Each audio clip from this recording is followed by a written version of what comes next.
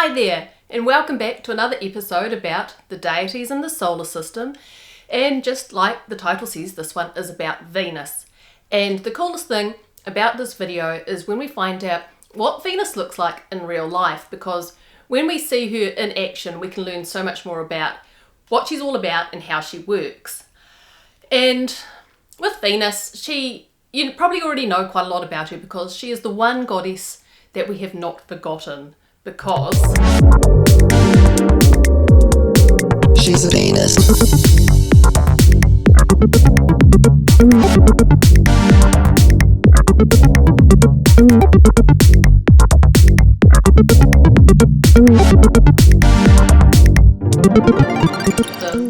And NASA calls her Earth's twin sister because she's about the same size as Earth and about the same composition. Doesn't support life as we know it. But she shares a lot of the same traits and characteristics as Earth because she is also a fertility goddess. Venus is the Roman name for the planet and the goddess, and in Rome she's known as the goddess of love, beauty and sex. She is a very popular goddess and she's celebrated in midsummer. In astrology, Venus is all about the things that attract us, the stuff we want and how we go about getting it. She's about beauty, diplomacy and the way we relate to each other. She rules the arts, beauty, music and obviously love. What we're attracted to, how we're attracted to that partner, what we want in a partner, what we want to look like. And she also has a thing about money. I guess it's another way that we get what we want, but this really is a facet of Venus in astrology. Where she is in our charts will tell us a bit about how we get our money. She has been accused of not being particularly intellectual, of being a bit hedonistic, but Venus is more about a feeling, and I think you'll agree that it's a very, very powerful feeling, and it's possibly the strongest motivator for everything that humans do. Which might be one of the reasons that people like to minimise her crafts and arts. But as much as they like to minimise it as being vanity, she is all about what we really, really want. And I find a really good way of understanding what Venus is thinking about what we do on Friday night when we finish our work for the week, we've finished making all of our money, and then we're going to go and spend it on having some fun. So we come home, we have a shower, maybe make ourselves smell nice, look nice, put on some fun music, go and spend some time with our friends, maybe eating a nice meal, maybe meet someone that we find really attractive, dance. This is Venus, all of that stuff, all of that relating. There's a reason why she's so popular. In Santería, her name is Oshun, and Oshun is the goddess of love, beauty and sensuality. She rules all of the sweet waters of the world, the rivers, the lakes, the water that we drink. She sustains life. She's a white witch, so every time you say I wish, it belongs to her. And she's associated with birds and butterflies.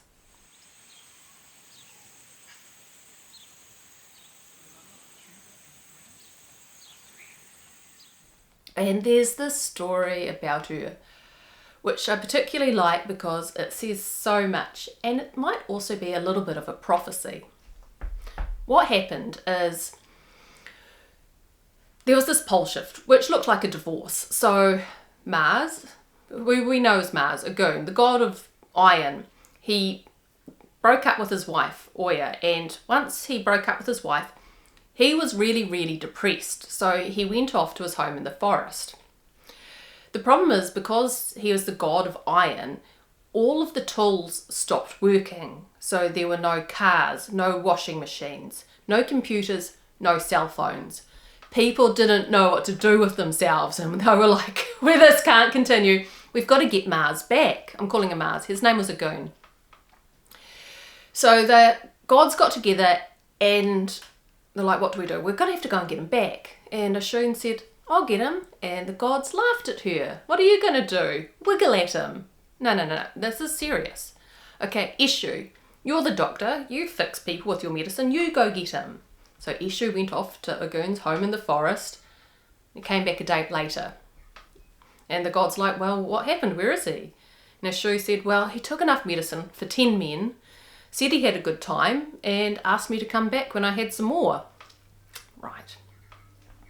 Eshu said, oh, do it. And they're like, yeah, no, maybe later. Oya, you're his best friend, you go get him. So Oya goes off to his home in the forest, comes back 10 minutes later, and they're like, what happened? And he said, we don't care about him. All we care about is that he does our hard work, and we can go. I'm not going to repeat that bit. He threw a bottle at me and told me to go home. And they're like, okay. Oshun said, and they're like, okay, you can go do whatever it is that you do. So Oshun had a crush on him for quite a while. Have you ever had a crush? Yeah, so she knew exactly where he lived. And so she went off to where he lived, and when she saw him down by the river, she started dancing. And yeah, that got his attention. So she danced a little bit closer and took her top off. He was stunned. He hadn't seen anything like this for a long time. She danced a little bit closer, wiggled her skirt off. She got right up to him, and you know, a striptease has 3 acts, just like a story about the gods. She got right up to him, and she carries this pot of honey around her waist. So she dipped her finger in her pot of honey and put it on Ogun's lips. His mind was blown. This was the first time he'd tasted true sweetness, and he regained his will to live again. So that's how Oshun convinced Ogun to come and interact with the other people again. That's how love saved the world.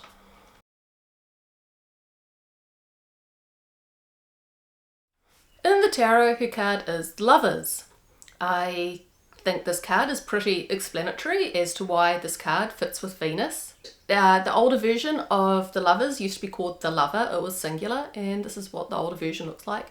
But while there's all these people down the bottom, I guess it's also about this angel, which we are seeing here as Cupid, or then as a bigger angel in the Rider-Waite version of the card. People who personify this archetype, they're often blonde. It's the best way to work out who this lady is. And even if she isn't blonde, she might feel an urge to bleach her hair. They often have this way of dressing, the je ne sais quoi. I don't know what it is. Maybe it's not that they dress well, maybe it's just the energy, but she's often really well dressed. She often wears light colours, tawny colours, sandy colours. They seem to suit her. She might just wear black. It doesn't really matter what she's wearing. She always looks really good. Often her favourite colour is aquamarine, and she might not necessarily be wearing it, but she'll often decorate her house in this colour. It's a pattern. And she also likes the colour yellow. She pairs up with the Jupiter archetype and then the Mars archetype. And you often see her hanging out with her sister or best friend, the Yamea or Neptune archetype. These two are often a pair going around together. And archetypal jobs, occupations that go along with Venus are, well, stylist, art stuff, making things beautiful, making things harmonious.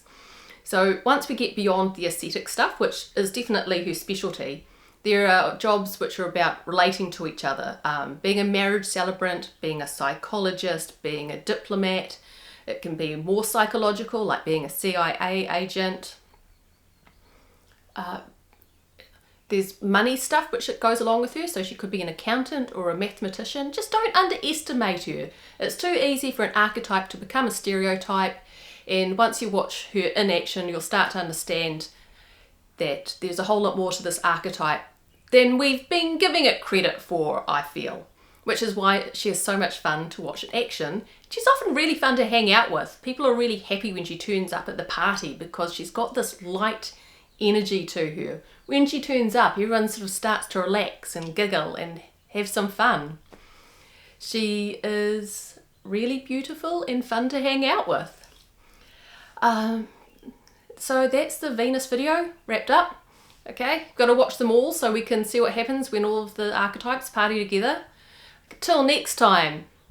Ciao.